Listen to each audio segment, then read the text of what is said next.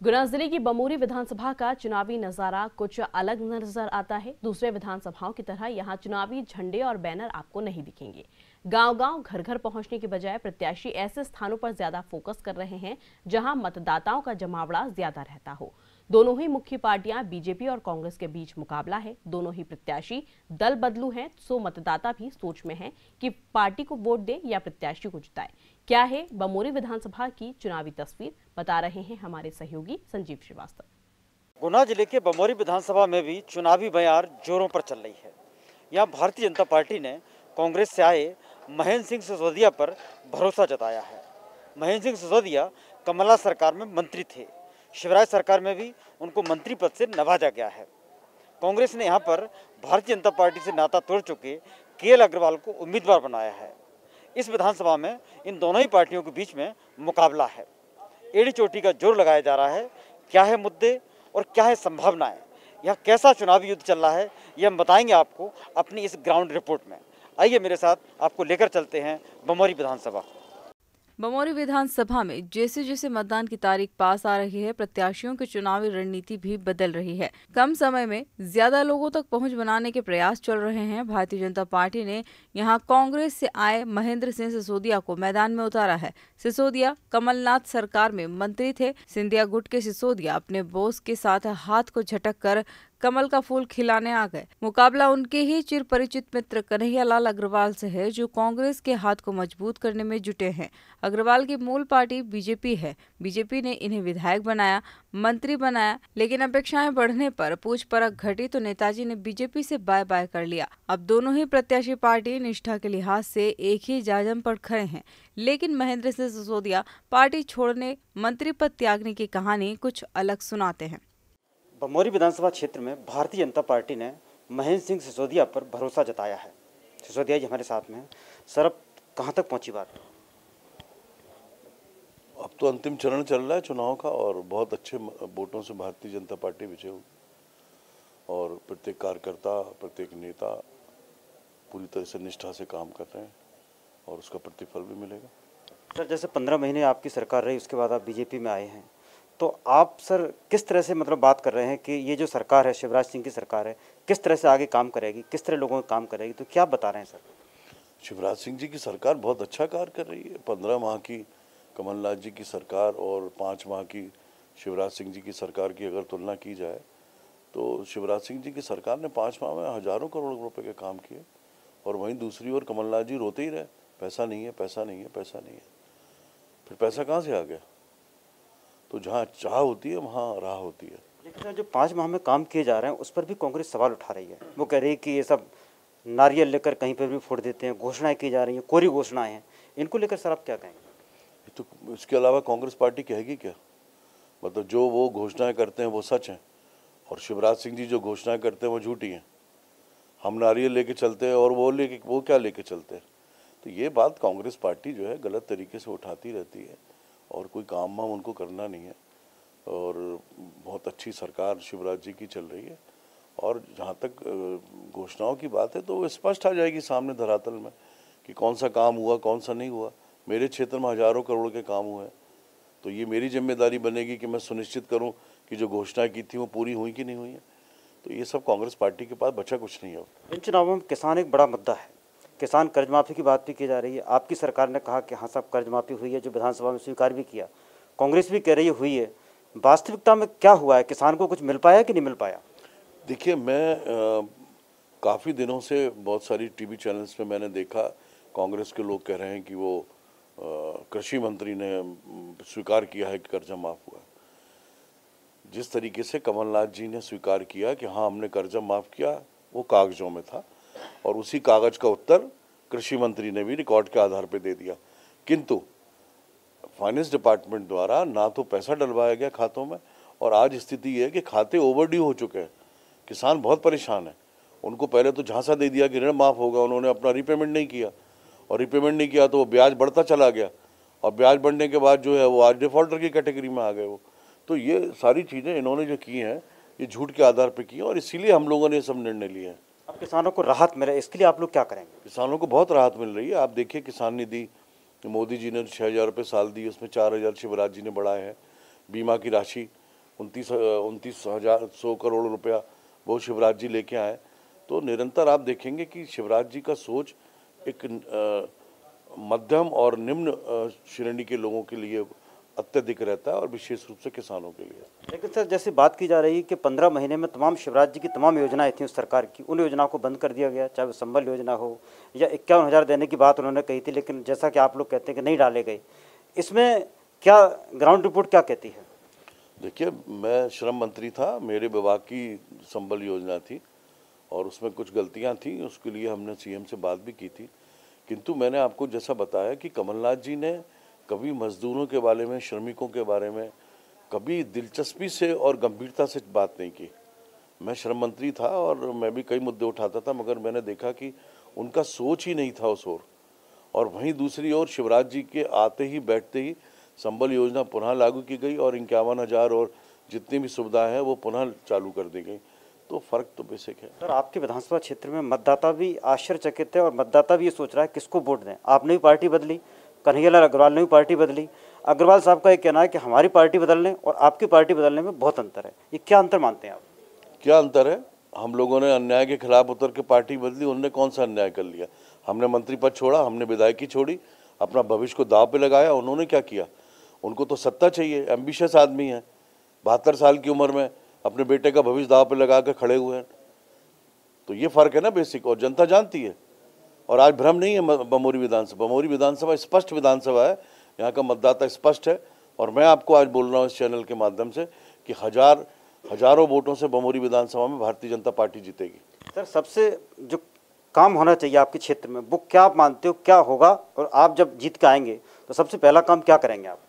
सबसे इम्पॉर्टेंट मूलभूत जो समस्याएं हैं, खरंजे नहीं है, नालियाँ नहीं है, ये सारी चीज़ें हैं। राशन की पर्चियाँ हैं, गरीबों को कुटीरें नहीं हैं। 2011 का सर्वे जब कन्हैयालाल जी यहाँ से मंत्री थे, पूरे गरीबों के नाम काटे गए सर्वे लिस्ट में से और सब पैसे वालों को कुटीरें दी गई, प्रधानमंत्री आवास, और गरीब वहीं खड़ा हुआ है आज कच्चे मकानों में। वो सारी चीज़ें मुझे करना है और वो जो मेरे विभाग के अंदर आती हैं वो सारी चीज़ें भी मैं करूँगा। सर, आपने बहुत सारे चुनाव देखे हैं, लेकिन जिस तरह की शब्दावली का उपयोग इस बार किया जा रहा है उसको लेकर आप क्या कहेंगे? बचा नहीं है ना कांग्रेस के पास कुछ। जब आपके पास कुछ बचता नहीं है तो बौखलाहट में आप कुछ भी बोलते हैं और वही स्थिति बन रही है। जैसे महिलाओं के सम्मान की जो बात की जा रही थी, आइटम कहा गया, तो इस तरह की बातों का आपके क्षेत्र में क्या असर पड़ रहा है? मेरे क्षेत्र में गरीब जनता जो है वो इन सब बातों को संज्ञान ले रही है और कोई ये साधारण चीज़ें थोड़ी हैं कि जिसको छोड़ दिया जाए। एक अनुसूचित जाति की महिला मंत्री, उसके खिलाफ आप आइटम उसको बता रहे हो। ये सब इनकी छोटी सोच है, मस्खरापन है। मैं कभी नहीं सोचता था कि कमलनाथ जी जैसा व्यक्ति ऐसा लूज टॉक करेंगे, इतनी हल्की बात करेंगे। मैं उनको गंभीर मानता था, मगर उस दिन का जब मैंने पूरा वीडियो देखा तो मैं आश्चर्यचकित हो गया। एक और फीडबैक आ रहा है आपके बारे में कि आपने कोरोना काल में जब सब लोग अंदर थे तब आपने लोगों की सेवा करी, उनको अनाज भी बांटा, लोगों की राहत दी। इसको लेकर अब आपको क्या लग रहा है कि लोगों की आपने जो सेवा की थी लोग आपके सामने आ रहे हैं? एक तो मैं सेवा जब करता हूं या किसी की मदद करता हूं तो मैं ये कभी नहीं सोचता कि इसका फल क्या मिलेगा। अगर मैंने ईमानदारी से किया है तो जनता बिल्कुल उसको ध्यान देगी और जनता दे रही है उसको ध्यान। कई गाँव में गया, उन्होंने इस बात को रखा कि आपने भैया हमारे वो उसमें राशन हमको पहुँचवाया, मजदूर लोग हम लोग राजस्थान में फंसे थे वहाँ से निकलवाया, बीमारी में भी मदद की। और ये कन्हैयालाल अग्रवाल एक दाना किसी व्यक्ति को नहीं दिया, पूरे टाइम घर पे बैठे रहे। जनता को हमने सब किया, चैरिटी कर के मैंने सब लोगों को राशन पानी वितरित कराया और जितनी मदद हो सकती थी उतनी करी। मेरा आखिरी सवाल ये है कि आप अपने क्षेत्र के लिए क्या सपना देखते हैं? सपने तो बहुत हैं, सपने देखना भी चाहिए, मगर उन्हीं सपनों को पूरा कर पाएंगे जो हमारे बस का होगा। तो मैं चाहता हूं कि बमोरी विधानसभा एक विकसित हो। काफ़ी विकास हमने किया है, अभी भी बहुत विकास करने की आवश्यकता मेरे विधानसभा में, और मुझे जनता मौका देगी तो निश्चित करूँगा। इनके अपोजिट कांग्रेस के कन्हैयालाल अग्रवाल पहले भी 3 बार सिसोदिया से चुनावी मैदान में 2-2 हाथ कर चुके हैं। एक बार मैदान मारा तो एक बार पटखनी भी खाई, अब चौथी बार नए दावपेच के साथ मैदान में है। कार्यकर्ताओं का साथ जनता की इच्छा के चलते पार्टी से किनारा करना अपनी सफाई में बताते हैं। कन्हैयालाल को उम्मीद है कि टिकाऊ और बिकाऊ की लड़ाई में जनता उनको सर आंखों पर बिठाएगी। बमोरी विधानसभा क्षेत्र में कांग्रेस ने कन्हैयालाल अग्रवाल पर भरोसा जताया है। अग्रवाल जी हमारे साथ हैं। आइए इनसे ही जानते हैं कि प्रचार अब कैसा चल रहा है। सर, क्या स्थिति लग रही है अब? बहुत बढ़िया स्थिति है और चुनाव जीतेगी कांग्रेस यहाँ से। नहीं, लेकिन जैसे कि पहले आप बीजेपी में थे, बीजेपी छोड़ के आप कांग्रेस में आए, तो बीजेपी का तमाम बड़ा संगठन आपके साथ में था, तमाम कार्यकर्ता थे। अब जो नए स्वरूप में आप दिखाई दे रहे हैं, तो कैसे आपका मैनेजमेंट हो रहा है? बीजेपी में जो भी कार्यकर्ता मेरे साथ थे, करीब 500-700 की संख्या में, तो उनने कांग्रेस ज्वाइन कर ही ली। माननीय कमलनाथ जी के समक्ष हम लोग गए थे सब 23 जून को, और उसके बाद जितने कांग्रेस के लोग थे वो एडिशनल एक एक कार्यकर्ता पूरी निष्ठा, पूरी ईमानदारी, पूरी मेहनत के साथ चुनाव जीतने के लिए मुझे सहयोग कर रहा है, और कहीं कोई असहयोग वाली बात नहीं है। सब साथ में मिलकर काम कर रहे हैं, और इसी आधार पर मैं बोल पा रहा हूँ कि चुनाव कांग्रेस भारी बहुमत से विजयी होगी। सर, कांग्रेस को यहाँ के जो मतदाता हैं वोट क्यों देंगे सर? कांग्रेस को इसलिए वोट देंगे मतदाता कि जो वर्तमान में चुनाव में जो बीजेपी से खड़े हुए हैं, ये कभी कांग्रेस में हुआ करते थे। जनता ने जब 18 का चुनाव हुआ था, कांग्रेस को बहुमत से मध्य प्रदेश में सरकार बनाने का अवसर दिया था। ये 22 लोगों ने पार्टी के साथ धोखा करा, पार्टी के साथ गद्दारी करी, और ये बिके। और आज ये पूरा चर्चा पूरे देश के अंदर, पूरे प्रदेश के अंदर, और जहाँ जहाँ विधानसभा हैं, हर जगह जनता इनको पहचान चुकी है कि ये बिके लोग हैं, बेईमान लोग हैं, भ्रष्ट लोग हैं, गंदे लोग हैं। ये बिकाऊ टिकाऊ की जो आपने बात कही है, ये मुद्दा यहाँ पर कितना ज़्यादा छा रहा है?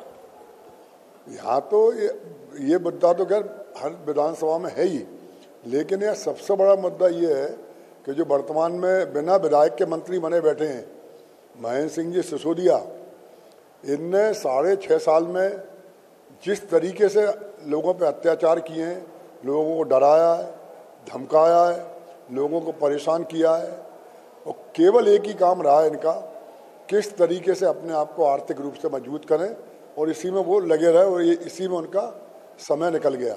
और मंत्री बनने के बाद विशेषकर उनका जो पिछला 3 महीने का कार्यकाल रहा है अभी दोबारा का, इसमें उनने जिस तरीके लोगों के कंट्रोल में छीनने का काम किया है, पूरे आप जाके देखें जंगल कटवा दिए पूरे क्षेत्र के, ने लोगों को धोखा देकर पट्टे मिलेंगे, क्योंकि कोई ऐसे अट्टे पट्टे मिलने नहीं है, तो लोगों में इनको लेकर बहुत नाराजगी है, बहुत ज़्यादा। और विकास का एक भी काम ऐसा नहीं है जो अपने खाते में ये गिना पाएँ।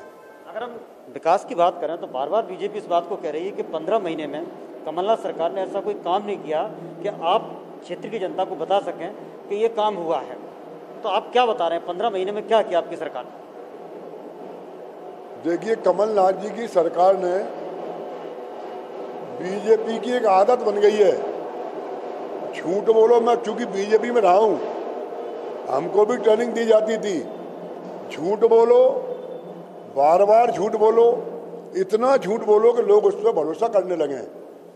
आज ये गाय के ठेकेदार बने फिरते हैं, कोई भी ट्रक जा रहा है, बजरंग दल, विश्व हिंदू परिषद वाले उस ट्रक को रोकने का काम करते हैं।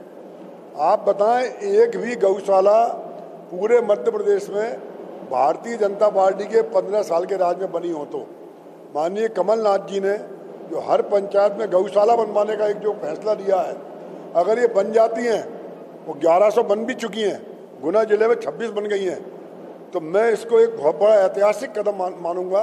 जनता की चिंता की बात करें तो जनता की चिंता, जनता तो ये कहती है बीजेपी हमारी चिंता कर रही है, ना कांग्रेस चिंता कर रही है, इसको लेकर क्या मान? देखिए, मैक्सिमम 15 साल मध्य प्रदेश में भाजपा की सरकार रही। अगर 15 साल में जनता ये बोल रही कि न बीजेपी ने चिंता करी, तो ये बीजेपी की निश्चित चिंता का विषय है। वो कमलनाथ जी ने मात्र 11 महीने के अंदर जो करके दिखाया, और आज आप पूरे क्षेत्र में जाएं 28 सीटों पर, आपको लगेगा कि जनता इस समय कमलनाथ जी के किए गए कार्यों को स्वीकार कर रही है, मान रही है। कमलनाथ जी ने जनता के हित में काफ़ी काम किए हैं। आपके क्षेत्र की जनता इस बात को भी स्वीकार नहीं कर पा रही है कि वोट किसको दें, क्या करें, वो खुद ही आश्चर्य में पड़ी हुई है। आपने बीजेपी छोड़ी, कांग्रेस में आ गए, कांग्रेस वाले ने बीजेपी में आ गए तो आपने भी किया, दल बदल आपने भी किया, उन्होंने भी किया, दल बदल वो भी रहे, आप भी रहे, तो ऐसे में फिर क्या करेगी जनता? आपने जो प्रश्न किया बहुत अच्छा प्रश्न किया, मैं भी चाहता था पूछे आप। मेरे उसके दल बदल में बहुत अंतर है। उसने दल बदल किया है सत्ता के साथ जाने के लिए, एक सरकार चुनी को गिराने के लिए, और उनने दल बदल किया है पैसे के लालच में। आप जी वो मंत्री हैं, उनने दल बदल किया है समझौता करके कि मुझे ही टिकट दोगे आप। मैं तो निर्दलीय था, जब भाजपा ने मुझे 18 में टिकट नहीं दिया, शिवराज सिंह जी ने मेरे साथ धोखा किया। 75% बमोरी की जनता ये चाहती थी टिकट मिले के अग्रवाल को, तो या तो मैं अपना अपमान सहन कर लेता, अन्याय सहन कर लेता, या मेरे जो कार्यकर्ताओं की राय थी कि मुझे चुनाव लड़ना चाहिए, मैंने निर्दलीय चुनाव लड़ा। उसके बाद भाजपा ने बहुत बुलाया मुझे, मैं वापस नहीं किया। लेकिन आज जो परिस्थिति थी कमलनाथ जी का कार्यकाल, और इसने जो मंत्री बनने के बाद जो काम किया है, इनका गुनाह में हराना बहुत ज़्यादा जरूरी है, नहीं तो ये व्यक्ति गुनाह के लिए बहुत परेशानी का कारण बन जाएंगे। दूसरी बात, मैंने जब सत्ता में आया हूँ आज कांग्रेस में, तो मैं बिका नहीं हूँ। ना तो दिल्ली में कांग्रेस की सरकार है, ना मध्य प्रदेश में कांग्रेस की सरकार है। दल बदल तब कहलाता है आदमी का जब वो सत्ता के साथ जाए। तो ये बेईमान बिके हुए लोग हैं, कृपया उनसे मेरी तुलना नहीं करें आप। आपको क्या लग रहा है, कितना भरोसा है जनता पे आप? 100%। और बमोरी की विधानसभा इस बार एक इतिहास रचने वाली है। ये भले ही आतंकित कर रहे हैं। अभी परसों एक धाकड़ समाज के व्यक्ति थे, हमारे मंडल अध्यक्ष दयाराम जी धाकड़ धानन खेड़ी के, रात को उनको खुद मंत्री ने धमका दिया, खुद धमकाया उनने कि चुपचाप बैठ जा रे, मैं चुनाव बाद तो देख लूंगा। ये लक्षण है मंत्री के कि आम लोग को धमकाना है। आप डरे हुए हैं चुनाव से? अरे चुनाव निष्पक्ष होने दो भाई। मैं रोज बोल रहा हूँ कलेक्टर से, एसपी से आप बात कर लें कि हम केवल एक बात चाहते हैं, इतना समर्थन आपसे, चुनाव निष्पक्ष करा दीजिए आप।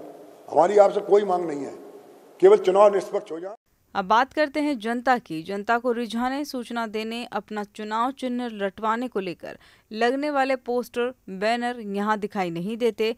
हमारे सहयोगी संजय श्रीवास्तव ने गुना जिला मुख्यालय से सुदूर बसे बमोरी गांव पहुंचकर इसका जायजा लिया। आइए अब जनता से जानते हैं कि जनता इन चुनावों के बारे में क्या सोच रही है और जनता की अपेक्षाएं क्या हैं। किस तरह की समस्याएं आपके यहाँ? समस्याएं सर, विकास कुछ भी नहीं है। कहीं से कहीं तक कोई सी भी पार्टी को वोट दो, कोई विकास का नाम नहीं है। कहीं से कहीं तक ना तो रोजगार है यहाँ पे, और गंदगी इतनी हो रही है कि कोई भी कुछ भी नहीं करता। ना तो पंचायत कर रही है, शिकायत भी करते हैं। अभी आप तहसील मुख्यालय में जाके देखो, तहसील की जो मेन रोड है उसके पास में इतनी गंदगी हो रही है, नाली चौक हो रही है।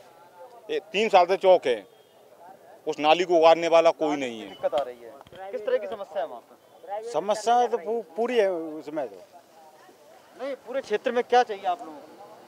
हमें तो विकास चाहिए, पानी चाहिए। और क्या? पानी की समस्या है यहाँ पे। बहुत क्या गहरा होना है। चाहिए क्षेत्र में? जैसे तमाम नेता आते हैं, वादे करते हैं, तो क्षेत्र का विकास नहीं हो पाया क्या अभी तक? किसानों के लिए तो पानी की समस्या ज़्यादा है, क्योंकि यहाँ पे वाटर लेवल बहुत नीचे है। 500 फीट से पानी निकालते हैं किसान, और देखो कितनी मोटरें डली हुई हैं। बिजली बहुत कम आ रही है। तो पहले कांग्रेस के ज़माने में आती थी बिल्कुल जीरो, ऐसे अभी आ रही है। नहीं तो महेंद्र सिंह सिसोदिया मंत्री थे, अभी मंत्री हैं, तो कोई काम नहीं किया इन्होंने? नहीं, दोनों पार्टी के जो उम्मीदवार हैं दोनों ही मंत्री हैं। पहले वो मंत्री थे बीजेपी से, खेल साहब। अब महेंद्र सिंह सिसोदिया जी कांग्रेस से मंत्री थे, अभी वो बीजेपी में आए, वो मंत्री हैं। तो दोनों मंत्रियों का चुनाव हो रहा है। पब्लिक भी कंफ्यूज में है, कौन सा नेता भारी है। कौन सा नेता भारी? हाँ, सही बात है। क्या कौन सा नेता भारी? आप क्या चाहते हैं आप लोग, क्या होना चाहिए? हाँ, बमोरी में क्या होना चाहिए? मैं तो क्या किसी पार्टी का नहीं हूँ बाबूजी, व्यक्तिगत में किसी पार्टी का नहीं हूँ। पर जो बीजेपी के राज में जहाँ काम हुए हैं, जो पहले आज से जो 18 या 20 महीने पहले भाजपा की सरकार थी, उसमें जो काम हुए हैं। नहीं, कांग्रेस सरकार थी 18-20 महीने पहले तो। नहीं, 18-20 महीने पहले तो बीजेपी की सरकार थी। हाँ, शिवराज सिंह जी की। हाँ, तो उस समय में काम होते थे बाबूजी। और जब से ये कांग्रेस की सरकार आई है बाबूजी, सब काम बंद हो गए, कोई काम नहीं हो रहा है। और पुनः अब ये दोबारा से महाराज साहब अपने भारतीय जनता पार्टी में आए कुछ विधायकों के साथ, तो अब ये 4-5 महीने से पुनः दोबारा काम चालू है। बाबूजी किसान को क्या चाहिए, किसान को क्या चाहिए? कम ब्याज पे पैसा मिल जाए बाबूजी, खाद बीज मिल जाए, तो अपने 0% पे चुनाव हो रहे हैं वो ठीक है? नहीं ठीक है, और क्या, यही होना जरूरी था होना भी। ये लोग क्या 5 साल तक ये मध्य प्रदेश को बर्बाद कर देते। बढ़िया है, अच्छे हो रहा है, और हमारे यहाँ सिसोदिया जीतेंगे भारी बहुमत से बाबू। बमौरी में सबसे पहले तो कॉलेज होने चाहिए, आज तक नहीं हुआ, नहीं हुआ। सबसे पिछड़ा हुआ क्षेत्र हो रहा। एक तो कॉलेज की ज़रूरत है और एक पेट्रोल पंप की ज़रूरत है ये सरकार की, और कानून व्यवस्था बिल्कुल भंग है बमौरी की आज तक भी। तहसील में एसडीओ बैठता नहीं, एसडीओ आए, कानून व्यवस्था ने सबसे ज़्यादा 5 डॉक्टर 3 डॉक्टर की पोस्ट बना रखी हैं, 1 डॉक्टर पागल यहाँ पहुँचा देते। युवाओं के लिए रोजगार की क्या स्थिति है? रोजगार की ज़रूरत है बमौरी में। कोई भी ऐसा बड़ा फैक्ट्री वगैरह नहीं है जो लगना चाहिए कायदे से, जहाँ युवाओं के लिए पढ़ने लिखने के बाद में सिर्फ बेरोजगार की हाथ है। सरकारी नौकरी तो कहीं है ही नहीं, अगर कहीं मिलती है तो ऐसे ही प्राइवेट जॉब में करना पड़ेगी। किराने की दुकान पे लग जाए या कंप्यूटर की दुकान पे लग जाए या फिर किसी की रोज की मजदूरी करें। बिल्कुल सही बात है। यहाँ पर जैसा कि आप देख सकते हैं कि जो मांग है यहाँ पर कॉलेज होना चाहिए, इसके साथ साथ जो कानून व्यवस्था की बात कर रहे हैं कि कानून व्यवस्था की स्थिति ठीक होना चाहिए, और नेता कोई भी हो, कोई सी पार्टी का हो, इनको चाहिए विकास, और इनको जो ज़रूरतें हैं इनकी, जो यहाँ पर काफ़ी सालों से मांग की जाती रही है, उस मांग को पूरा होना चाहिए। तहसील प्लेस है और यहाँ पर जो मार्केट में आप देख सकते हैं कि पेटिस की दुकान है, यहाँ पर भी तमाम लोग यहाँ पर इसका स्वाद लेने के लिए आए हैं। चुनाव की चर्चा भी है। ये बताइए कैसा चल रहा है माहौल तुम्हारे यहाँ? माहौल बढ़िया है।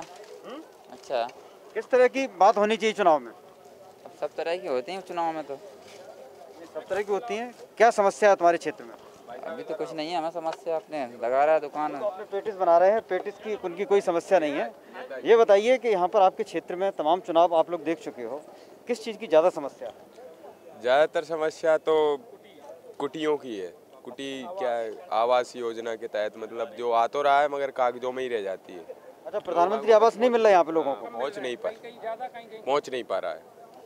हाँ, मतलब कितनी रहती है उसमें जो सूची बनती है, सूची में नाम आ पाता है कि नहीं? कुछ लोगों का आता है, किसी गांव में ज़्यादा आती है, किसी में कम आती है, ऐसा है, और किसी में आती ही नहीं है। तो ऐसा कैसे हो रहा है? ये सोनकरा पंचायत में 10 साल से कुटी नहीं आई है। अच्छा, और कितने लोगों को जरूरत है? जरूरत 300 लोगों को ही है। 300 लोगों को, और कितने बीपीएल है, सबको ज़्यादातर जरूरत है आदिवासी शहरिया और आदिवासी जनजाति में। कुटी के अलावा और क्या होना चाहिए इस क्षेत्र में जो नहीं हुआ अभी तक? शिक्षा पे ध्यान नहीं दिया जा रहा है, और स्वास्थ्य को लेके देख लो आप, गुना में कहीं पे जिला अस्पताल है, वहाँ पे कोई ध्यान ही नहीं दिया जा रहा है। मरीज बाहर दम तोड़ देता है। अभी जो घटना हुई थी, एक आदिवासी के बच्चा था, उसको बुखार था, उसने दम तोड़ दिया, लेकिन क्या हुआ? अभी कौन सी जांच हुई? जांच के नाम पे कुछ होता नहीं है। ये आपका जो विधानसभा क्षेत्र है, मैं भी आया हूँ तो काफ़ी दूरी है और रास्ते में भी पूरा जंगल पड़ता है। अगर कोई इमरजेंसी आए तो आप लोग एकदम गुना मुख्यालय पे भी जल्दी नहीं पहुँच सकते हो। इस बात की समस्या को आप लोगों ने कभी उठाई क्या? नहीं, कभी नहीं उठाई हमने, क्योंकि रोड ही नहीं है सही। अच्छा, गड्ढे हो रहे हैं सभी जगह, कुछ तो सुविधा ही नहीं है यहाँ पे। रोड को लेकर कभी कोई चिंता नहीं करता क्या? सबसे बड़ी बात इमरजेंसी जो आती है, एम्बुलेंस की आती है, वो उपलब्ध है, उसमें कोई दो राय नहीं है, दो मत भी नहीं है। एम्बुलेंस हमेशा उपलब्ध रही है और रहती है। एम्बुलेंस पहुंचने में भी तो टाइम लगेगा ना, इतनी दूर लगता है, लेकिन बमौरी से उपलब्ध हो जाती है। 18 किलोमीटर है तो जल्दी कहीं भी उपलब्ध हो जाती है, या फतेहगढ़ या जहाँ भी होती है वहाँ हो जाती है। भिजवा देती है जनता तो, लेकिन विधायक लोग 5 साल जीत के बैठे रहे तो कोई काम नहीं करते, कोई विकास नहीं है, ना कॉलेज है। एक आध फैक्ट्री डल जाए, मजदूर काम करने लगे, बच्चों को परेशानी है, गुना जाते हैं, एक पीजी कॉलेज है, एक कॉलेज जहाँ खुल जाए तो अच्छा रहे विधानसभा में। लेकिन जो नेता लोग जीत के चले जाते हैं, विकास के लाने कोई कदम नहीं उठाता, लौट के कोई नहीं आता। यहाँ पर जैसे कि युवाओं के लिए कोई बात होती है क्या? जैसे तुम अभी युवा हो, कहीं ना कहीं रोजगार की जरूरत होगी, कुछ बात होती है क्या यहाँ पे? रोजगार पे भी सभी बात नहीं है। सभी बात होती है, युवाओं के लिए होती है। युवाओं के लिए अभी माननीय मुख्यमंत्री जी ने कॉलेज के लिए उद्घाटन करके गए हैं। कॉलेज का उद्घाटन हो गया है। यहाँ पर ये बताइए, किसानों की बात करें तो किसानों का कर्जा वर्जा माफ हुआ है क्या? किसानों का कर्जा बिल्कुल माफ नहीं हुआ है। कांग्रेस ने जो भी करे हैं सारे झूठे वादे करें, हालांकि जो है मुख्यमंत्री जी चुनाव जीतने के बाद कर्ज माफ़ी करेंगे, महाराज ने भी बोला है कर्ज माफ़ी हो जाएगी, लेकिन अभी जो होना चाहिए थी कर्ज माफ़ी, जैसा कि इनका कहना है। लेकिन सबसे ज़्यादा मांग यहाँ पर है कि कॉलेज होना चाहिए, इसके साथ साथ रोजगार का साधन भी यहाँ पर होना चाहिए, तभी यहाँ पर लोगों का जो जीवन यापन है वो ठीक तरह से हो सकता है। चुनाव में नेता रणनीति बना रहे हैं तो मतदाता भी चर्चाएं कर रहे हैं कि किसको वोट दें और किसको नहीं दें। उन्होंने भी क्या खोया है, क्या पाया है, किसानों के लिए किस सरकार ने क्या किया है, दूसरे वर्गों के लिए क्या किया है, इस बात पर भी चर्चाएं चल रही हैं। एक देख रहे हैं आप गाँव का बस स्टैंड है। ये बताइए कि किसानों के लिए जो बात की जा रही है, मुख्य मुद्दा बना हुआ है चुनाव में, किसानों के लिए क्या हुआ है? सरकार ने कुछ किया है? कांग्रेस ने उसकी बता दो। कांग्रेस ने तो 2 लाख माफ की कही थी, न माफ किए 2 लाख। और भाजपा तो बहुत दे रही है किसानों को, कसम भाजपा तो बहुत लाभ है किसानों को। जैसे कि कमलनाथ सरकार कह रही थी कि हमने 2 लाख तक के कर्जे माफ कर रहे थे, 50,000 के कर दिए, फिर 1 लाख के कर दिए। सरकार रहती तो 2 लाख तक के कर देती। तो जो उम्मीद थी क्या इस सरकार से आपको? कोई उम्मीद नहीं थी। 8 दिन 10 दिन की कही थी, मैं 15 महीने हो गए थे उसको। 15 महीने। तो ये वाली सरकार जो आई है, शिवराज सरकार, इससे आपको कुछ उम्मीद है कि किसानों का भला होगा? नहीं, देखो अभी आगे कुछ बोल नहीं सकते, क्या होता है रिजल्ट आने के बाद मालूम पड़ता है क्या होता है क्या नहीं। अभी तो सब घोषणाएं कर रहे हैं, आगे चल के देखते हैं चुनाव होने के बाद कौन होता है, क्या करते क्या नहीं, अभी कुछ कह नहीं सकते। अभी तो कमलनाथ सरकार भी घोषणाएं कर रही है, शिवराज सरकार की कह रही है कि हाँ ठीक है माफ़ करेंगे, अब आगे देखते क्या होता है। लेकिन कितनी ज़रूरत है मतलब कर्जा माफ़ी की आप लोगों को? जी ज़रूरत तो है। 2 लाख जो कि आपने कहा था कमलनाथ सरकार ने, वो तो होना था लेकिन हुआ नहीं है। जरूरत तो है। कितना कर्जा आपके ऊपर? हमारे पास है 25,000 रुपये कर्जा। अभी नहीं माफ़ हुआ? 25,000 अभी नहीं हुआ। नहीं, वो तो कह रहे थे 1 लाख तक का कर्जा माफ़ कर दिया। हुआ ही नहीं सर, 25 भी माफ़ नहीं हुआ है। तो ये जैसा कि गाँव 1 रुपये माफ़ नहीं हुआ। अच्छा, इसके अलावा जैसे और जो तमाम घोषणाएं हो रही हैं चुनाव में, इसके पहले भी आपके गांव के लिए तमाम घोषणाएं हुई होंगी, ऐसी कौन कौन सी घोषणाएं हुई हैं और उनको पूरी नहीं हुई? नहीं, सब घोषणा हुई थी साहब, मतलब काम कछु नहीं हुआ। अच्छा। हाँ, काम मतलब कछु नहीं हुआ। आपके गांव की मुख्य समस्या क्या है? मुख्य समस्या यही हैगी कि कछु ने कुटी आ गई, कछु नहीं आई नहीं कैसी। अच्छा, प्रधानमंत्री आवास योजना की जो कुटी है वो कुटी की कैसी कुटी नहीं आई, ना लेटरिन बाथरूम बने ना कुटी बनी साहब। रोजगार की भी बात नहीं, सब ऐसे ही डरे हैं। हाँ, कोई मतलब नहीं है। आप भी किसानी करते हो? किसानी है साहब। तो जो कर्जा माफी की बात चल रही है, जैसे कि आपके साथी कह रहे थे कर्जा माफ नहीं हुआ है, कमलनाथ सरकार कह रही थी कि हम रहते तो कर देते, तो कितना कर्जा था आपके ऊपर? हमारे पास 1 लाख रुपया कर्जा है। तो उसमें से कितना माफ हुआ है? जो माफ नहीं हुआ कहते ही। अच्छा। बिल भी माफ नहीं हुआ, सब ये बिल माफ हो गए, हमारे बिल भी माफ नहीं हुआ। अच्छा। हाँ। अब जो सरकार डाल रही है, मोदी सरकार, शिवराज सरकार ने 10-10 हज़ार रुपये डालने की बात कही है, इससे कुछ लाभ मिलेगा आपको? मिलेगा, क्यों नहीं मिलेगा, लाभ मिलेगा, मिलेगा लाभ। और जो नया कानून आ रहा है एग्री, इसको मतलब खेती किसानी का, उसके बारे में कुछ पता है क्या? कछु पता नहीं, हमको नहीं मालूम। हाँ, हमको नहीं। ठीक बात है। आप क्या करते हो? ठेला लगाते हो।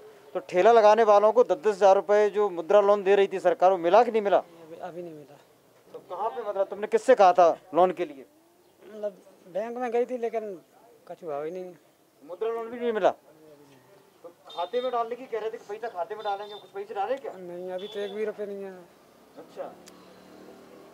और महिलाओं के लिए वो तमाम योजना चल रही है, कुछ लाभ मिलता है आपको? नहीं। अरे बच्चा पैदा होने पे भी दे रहे हैं, बड़े होने पे भी दे रहे हैं, गर्भवती को भी दे रहे हैं, कुछ मिलता है?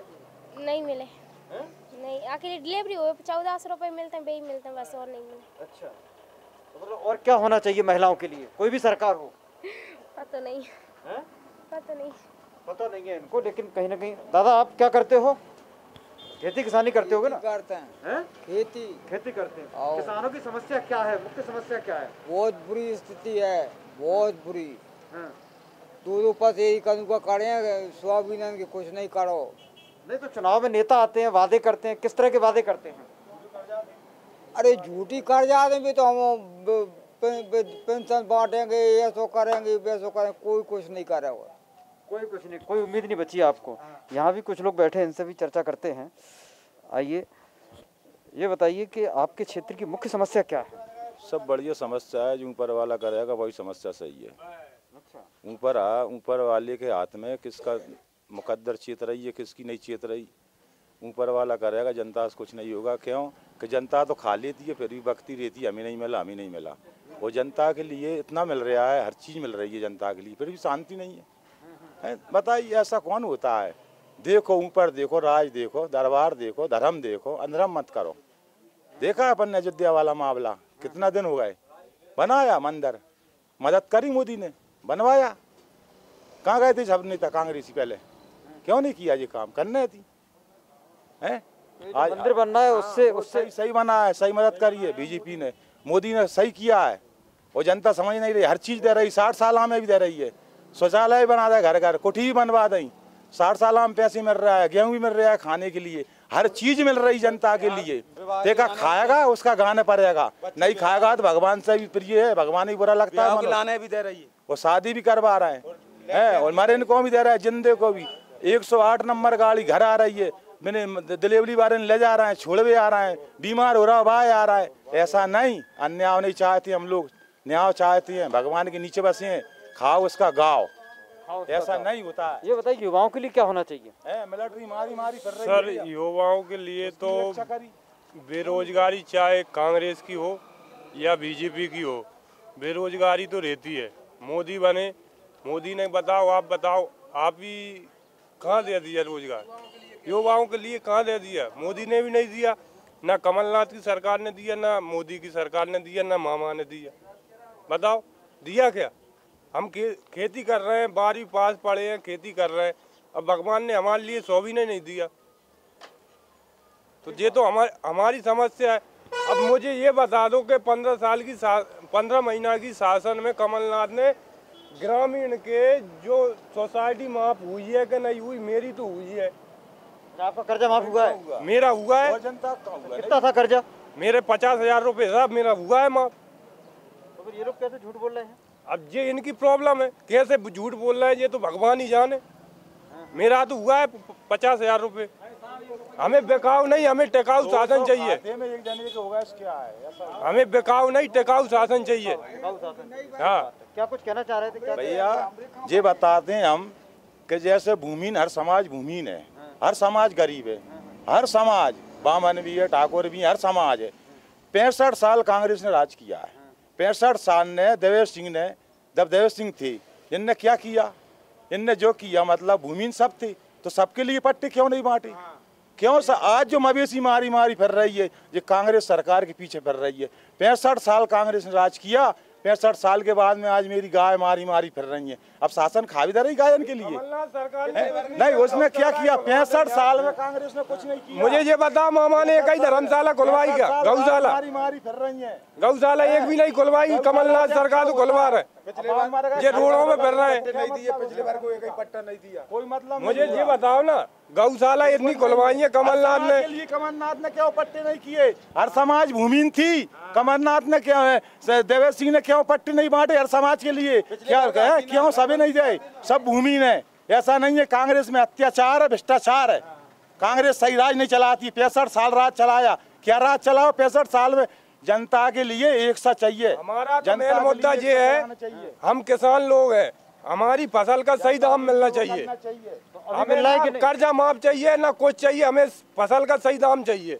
ना हमारी फसल का 4,000 सोयाबीन बिक रहा है। अब ये बताइए 10 पसेरी बीघा सोयाबीन कड़ा है, 10 पसेरी बीघा सोयाबीन कड़ा है, तो ये बताइए अब 4,000 में हम क्या होगा हमारा किसानों का?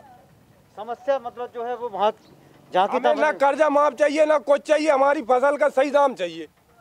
हमारा तो यही मुद्दा है, चाहे कांग्रेस की शासन बने या बीजेपी की शासन बने, हमारा मुद्दा ये है, हमारी फसल का सही दाम मिलना चाहिए। और किसानों को फसल का सही दाम नहीं मिल रहा।